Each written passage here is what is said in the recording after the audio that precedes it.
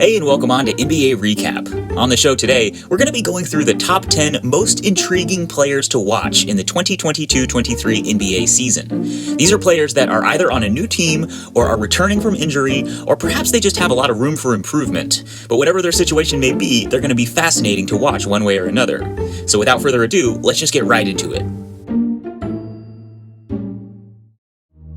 So, before we get into the top 10, I do have a quick list of honorable mentions. These are players who I absolutely find intriguing, but just didn't quite crack the top 10. Okay, we have 4 honorable mentions that fall in the returning from injury category. They are Kawhi Leonard, TJ Warren, Patrick Williams, and Klay Thompson. Now, I know Klay played 32 games in the regular season last year, and then a full playoffs, and he won the championship. But even still, he never really looked completely all the way back, in my opinion, so I'm interested to see how he looks athletically and defensively next season. Patrick Williams of the Bulls also played a little bit last year, but he's just got so much potential as the prototypical 3-and-D wing that I am fascinated to see how he progresses. And Kawhi Leonard obviously has the potential to transform the Clippers to championship contenders if he can just stay healthy. And then TJ Warren as well, he was so good in the bubble, but then he's only played 4 games in the last 2 seasons. So now that he's with the Nets, can he give them anything at all? We shall see. Next, we have 4 more honorable mentions that fall in the new team category. They are DeJounte Murray, John Wall, Kristaps Porzingis, and Tyrese Halliburton. Once again, I know Porzingis and Halliburton already played for their new teams last season, but I'm still very interested to see how they look with a full offseason and training camp under their belts, especially Halliburton, who has unquestionably been one of the most talented young players in the league for the past few seasons. Then DeJounte Murray and John Wall, 2 point guards who should help their new teams a lot, but I'm interested to see how they fit alongside their new, more ball-dominant teammates, if they can adjust their games accordingly, and if their impacts might in the end be slightly underwhelming. Okay, and now the last group of honorable mentions, 4 players in the category Potential for Improvement. Here we have Brandon Clark, Tyler Hero, Tyrese Maxey, and De'Aaron Fox. Now, interestingly, they all have slightly different cases as to why they're here. So Brandon Clark in Memphis is potentially going to have an increased role, as Jaren Jackson Jr. is going to be out injured for the majority of the season, and Steven Adams was infamously benched for most of the playoffs last year. So we'll see how Clark handles the increased workload. Tyler Hero in Miami might improve, or he might not, but he's certainly feeling the pressure either way, with trade rumors galore, on top of a challenge from Pat Riley at the end of last season to, quote, earn his starting spot. For Tyrese Maxey, the question is, can he continue to shoot as well as he did last year? He was, I would say, a little underrated, as he's just 21 years old, and he low-key shot nearly 50-40-90. And then for De'Aaron Fox, now that he has a new running mate in Domantas Sabonis, it's put up or shut up time for him. This will be his 6th season in the league. He'll be making over $30 million next year, so let's see if he can finally start to lead his team to winning basketball. He only averaged about 21 points per game last season prior to Sabonis joining the Kings, but nearly 29 points per game alongside Sabonis. Alright, so those are the honorable mentions. Now it's time to get to our top 10 most intriguing players in the NBA heading into next season. So, at number 10, we have Jalen Brunson. Now, this is a kind of obvious one. New team, marquee franchise, under the microscope in New York City. How will the point guard fare? Brunson has his work cut out for him. The Knicks have struggled, especially offensively. They were the 26th offense in the NBA last season, so he's got a large void to fill. But he has proven capable. In Dallas last season, when Luka was out of the lineup in December, Brunson was running the show, leading a shorthanded squad to a 500 record, scoring 21 points per game on efficient shooting splits. Then, once Luka returned, Brunson remained in the starting lineup, and he continued to play well alongside him, even into the playoffs. When the Mavs made it all the way to the conference finals, Brunson still averaged 21 points per game throughout that run. So we shall see how he fares for the Knicks, permanently carrying that heavy offensive burden and under the unrelenting media scrutiny of the NBA's preeminent market. Will he live up to the price tag? Will he be fairly or unfairly blamed for a potential tampering charge against the Knicks? And how will he mesh with Julius Randle, RJ Barrett, and the Knicks' bevy of young talent? We shall see, but at the very least, it's nice that he's got his dad there on the coaching staff to help him along the way. At number 9, we have another point guard, this time in Denver, Jamal Murray. Now, he obviously falls into the returning from injury category after tearing his ACL in March of 2021 and missing the remainder of that season and last season. And it was such a shame at the time because he was statistically having his best season yet, averaging career highs in points, assists, steals, field goal percentage, and three-point percentage. And the Nuggets, as a team, were absolutely rolling after having just acquired Aaron Gordon from the Magic. And of course, in the playoffs prior to that, when the Nuggets made it all the way to the conference finals in the bubble, Jamal Murray was tremendous. Against the Jazz in that first-round series, he averaged over 31 points per game, including 36 in Game 1, 50 in Game 4, 42 in Game 5, and 50 again in Game 6. And then in Game 7 against the Clippers in the second round, he dropped 40. Suffice it to say, Jamal Murray has proven himself to be a difference maker, especially in the postseason. That's why it'll be fascinating to see if he can get back to that level athletically following the injury. His fit alongside the two-time MVP Nikola Jokic has always been seamless, as well as with Michael Porter Jr. and Aaron Gordon. The Nuggets are probably my most intriguing team overall to see whether or not they can reclaim that form that they were in during that aforementioned stretch following the Aaron Gordon acquisition when he and Jokic and Murray and Porter Jr. were all torching the league. And now, Murray has a new running mate in the backcourt too, the defensive veteran Kentavious Caldwell-Pope, who should fit in nicely alongside him in the starting lineup. Next up on our list of intriguing players heading into the 22-23 NBA season, we have the Dallas Mavericks big man Christian Wood. Wood joined the Mavericks this offseason after spending 2 years just to the south in Houston. Prior to his stint in Houston, he was with the Pistons, so suffice it to say, Wood has never really had an opportunity to showcase his game for a winning team. In fact, he's kind of a prototypical example of the good stats bad team player. He can consistently rack up 20 points and 10 rebounds, but how much he actually affects winning basketball games remains to be seen. In fact, for a team that was just in the conference finals, the Mavericks' entire offseason in general has been a bit peculiar or even underwhelming. Obviously, their biggest move was not re-signing Jalen Brunson, their number 2 option offensively behind Luka Doncic last season. Many have argued that even overpaying for Brunson would have been better than losing him for nothing. And then in addition to Wood, their other big offseason acquisition was another big man in JaVale McGee. JaVale's late career turnaround has been admirable, and he's become one of the most reliable backup bigs in the NBA. But does he really move the needle that much for a team like the Mavs who have championship aspirations? And are they expecting to start both he and Wood alongside one another? It was a series of head-scratching moves in Dallas, so that's why Christian Wood is so intriguing to me. His production is worryingly important now for the Mavs. They were disappointingly 24th in offense last year, and now without Brunson, that number is looking even shakier. So they really need Wood to contribute big time, especially on offense. Granted, he does seem to fit into the rangy, pick-and-pop big man role vacated by Kristaps Porzingis. But that's kind of the problem. The Mavs never really exceeded expectations with Porzingis alongside Luka, so why would they expect it to go any better with Christian Wood instead? Especially considering Wood's non-existent track record for a winning team. Nonetheless, I would be happy to be proven wrong, and the talent is unmistakable for Wood. Perhaps Jason Kidd will unlock something in him, and his three-point shooting will augment the Mavs' heliocentric offense. At number 7, we have Christian Wood's former teammate, in fact his backup, Alperen Sengun. Now, Sengun is the youngest player on this whole list. He just finished his rookie season. And as I said, I tried to stray away from younger players if possible, like rookies and sophomores, because I feel like it's almost cheating. Like, of course they're intriguing. They've got nothing to show for generally in the NBA, except intrigue. But I just couldn't help myself with Sengun.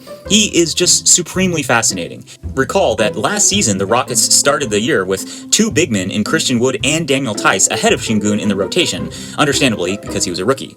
Steven Silas was inexplicably trotting out a 2-big lineup with those two in what has to be considered the most pathetic 2-big attempt in the modern era. Thankfully, though, he retired the Tice-Wood lineups eventually before Tice was traded to the Celtics. At any rate, the Rockets appear to have a new 2-big lineup in the works, their number 3 draft pick this year, Jabari Smith Jr., and Alperen Sengun. And while I loathed the previous Rockets 2-big lineup, I'm very excited for this one. Sengun and Smith should fit perfectly together. Sengun's low-post scoring and rebounding is the perfect complement for Smith's outside shooting and elite defense. Neither of them are perfect players by any means, but their specific strengths and weaknesses perfectly counterbalance each other. Granted, it might be a little bit liable defensively, as Sengun's defense can be quite flammable at times, and even with Smith backing him up, the Rockets still might struggle as a result. But nonetheless, I'm optimistic.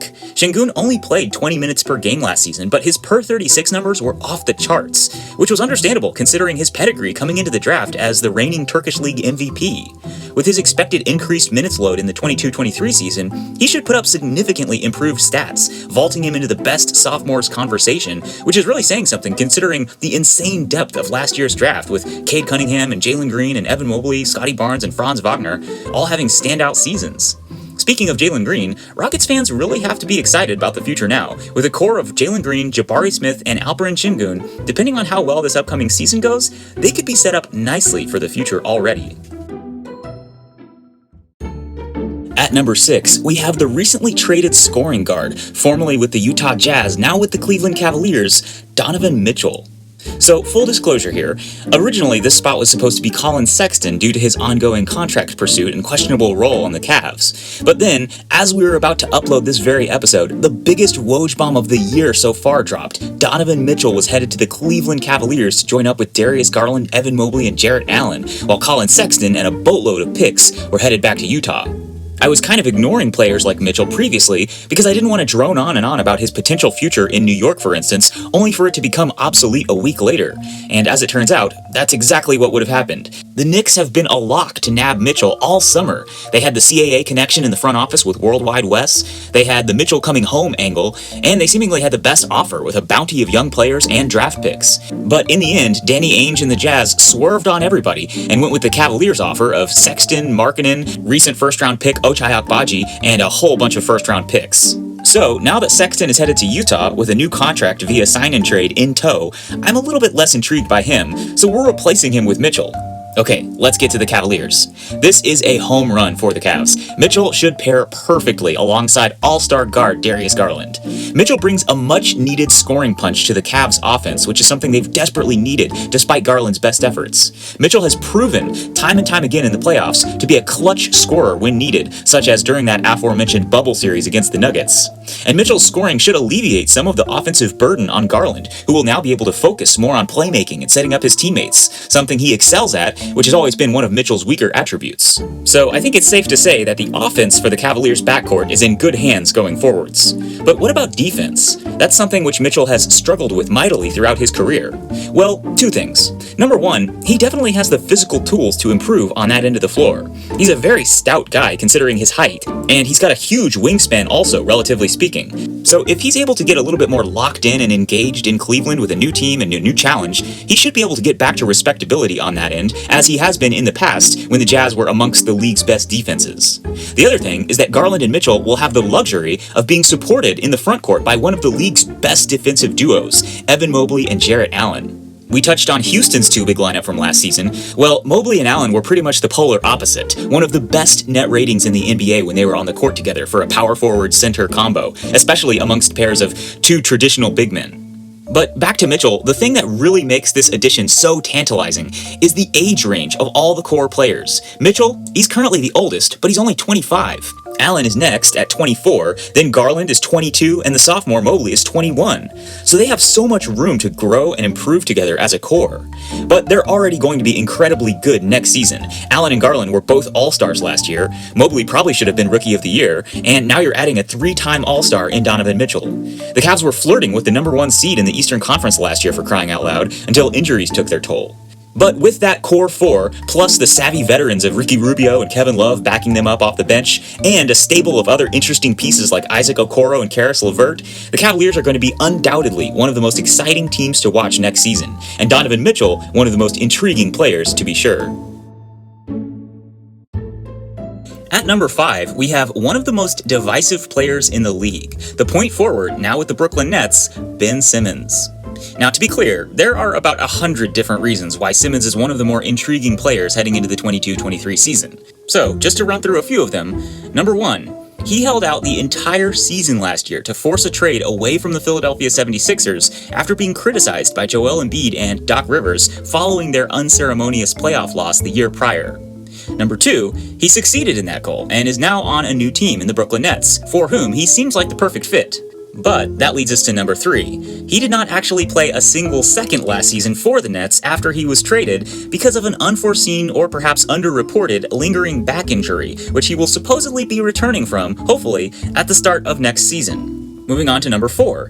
He recently settled his contract dispute with the 76ers because of sitting out all of last season, the details of which have not come all the way out yet, but will certainly be of interest to 29 other teams in the league for CBA precedence-setting purposes, especially in light of the player empowerment era that we're now in, and also in light of an impending new CBA.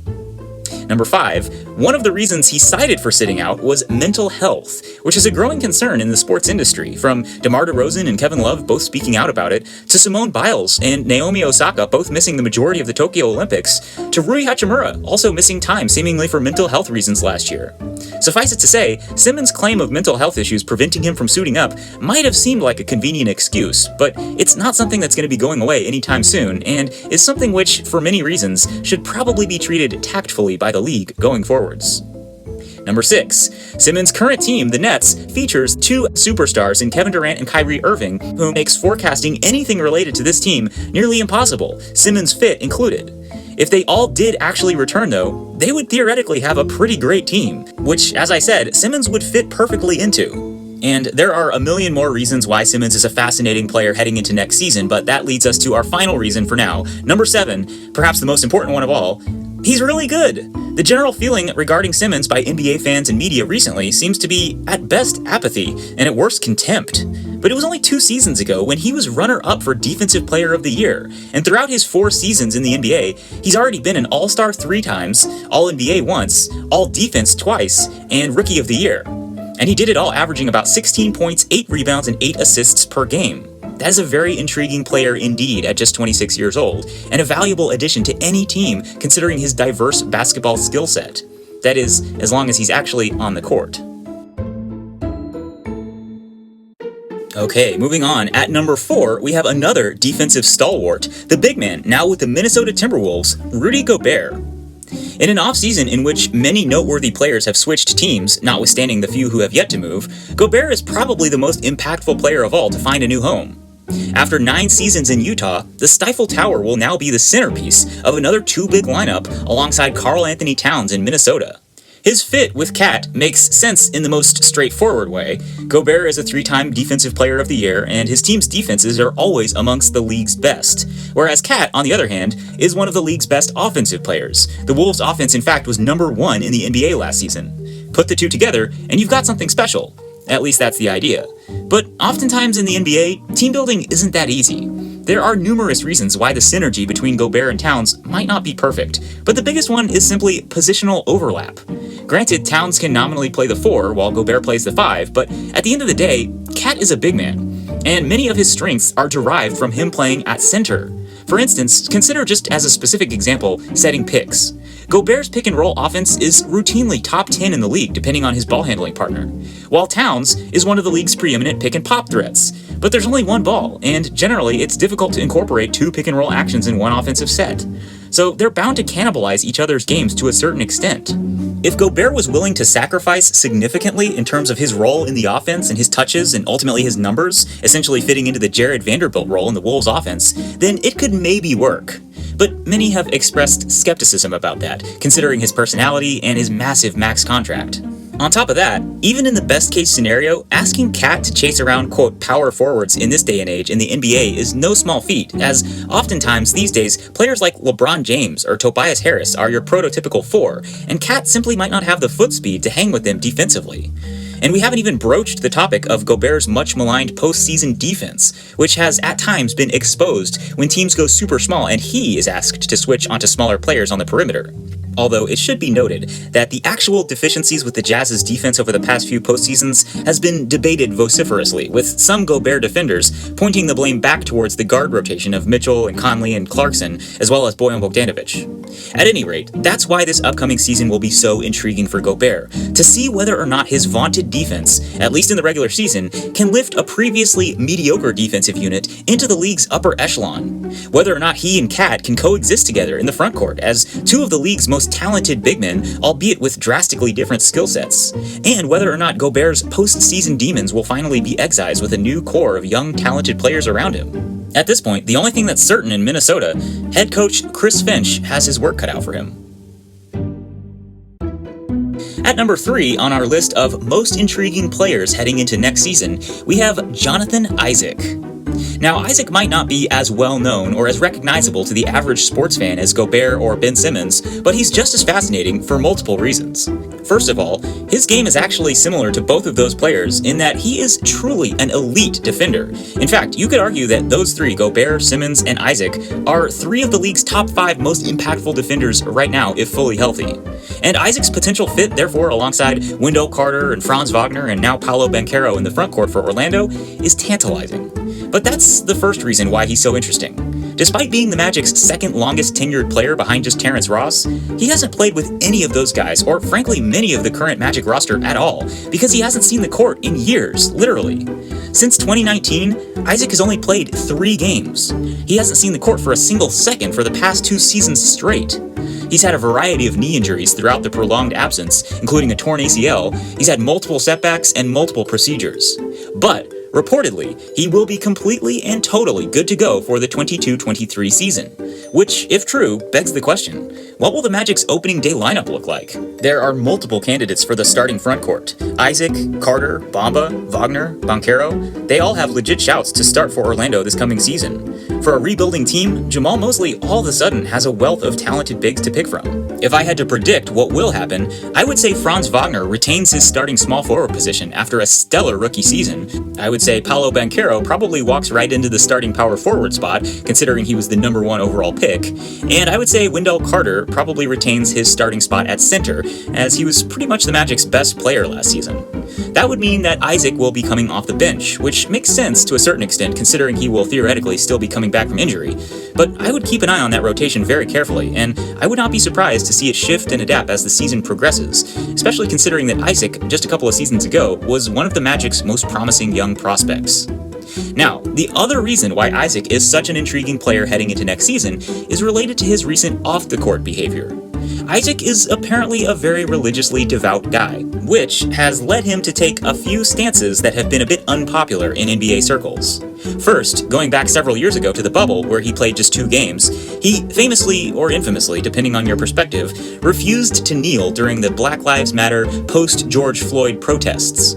Since then, as he's been out injured, he has written a book called Why I Stand, which discusses his religious convictions that was published by the Daily Wire and was roundly lauded by conservative media outlets.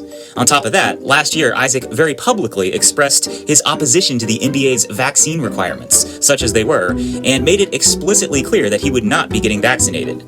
These stances made Isaac a darling of the conservative media sphere, where he has become a regular guest.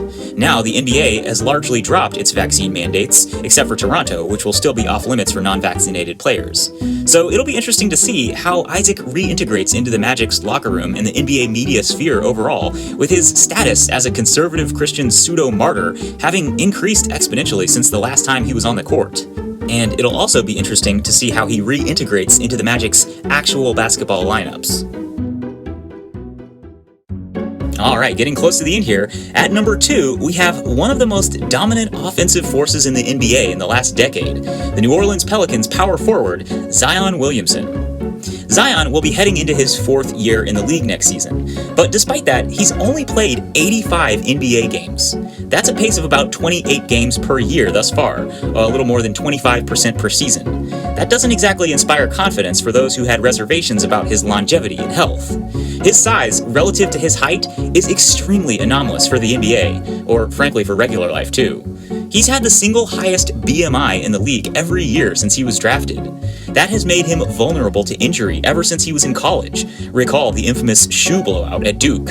Nonetheless, Zion's insane size is what has enabled him to be as dominant as any player in the NBA, perhaps since Shaq in the early 2000s. The 62 games he played his sophomore season were nothing short of sensational. He averaged 27 points per game, about 7 rebounds and 4 assists, on an absurd 61% shooting percentage. He was 8th in the NBA in scoring, with the highest field goal percentage of anyone in the top 50. You actually had to go all the way down to DeAndre Ayton, who was 95th in scoring, to find someone with a higher field goal percentage. And he did it all at 20 years old. For context, this past season, the highest scoring 20-year-old was Anthony Edwards, who was 30th in the league at just 21 points per game. Suffice it to say, Zion was an absolute monster offensively his sophomore season, which is why it was such a bummer when he missed all of last season with the foot injury. The contradictory and opaque nature of the reporting of the injury, and all the constant setbacks, and the lack of communication with the team from Zion made the whole ordeal even more frustrating and bizarre. It seemed to be getting acrimonious between the two parties after Zion cryptically teased a video of himself dunking on social media as if to prove that he was just fine to play if he was only cleared. But cooler heads seemed to prevail. Zion eventually returned from rehabbing in Portland, and the recently acquired CJ McCollum seemed to help reintegrate Zion into the fold in New Orleans. Then, in the offseason, despite speculation about whether or not he would become the first player to ever turn down their max rookie extension, Zion did not do that. He signed on the dotted line, extending with the Pels, reaffirming his commitment to the franchise. So, with some trepidation, we can assume that the reports are true this time, and Zion really is healthy and ready to go for the 22-23 season. And that's why he's our number 2 most intriguing player right now. Because if he is able to get back to the level that he was at his sophomore season, or perhaps improve as one might expect from a young player, he will truly be in an elite group of difference-making players. Players like Joel Embiid, Luka Doncic, Giannis Antetokounmpo, Steph Curry. Players who can alter the course of a franchise single-handedly. Championship cornerstones. That's truly the level Zion is potentially on course to reach if he can simply stay healthy. But thus far in his short career, that's a big if. Alright, and finally, our number 1 most intriguing player heading into the 2022-23 NBA season. We have the Oklahoma City Thunder guard, Shai Gilgeous-Alexander. Now I know what you might be thinking. Really? After those titillating storylines from Gobert and Simmons to Williamson, the most intriguing player in the league is SGA? Yes, here's why. So, SGA's path thus far in the NBA has been a bit unusual.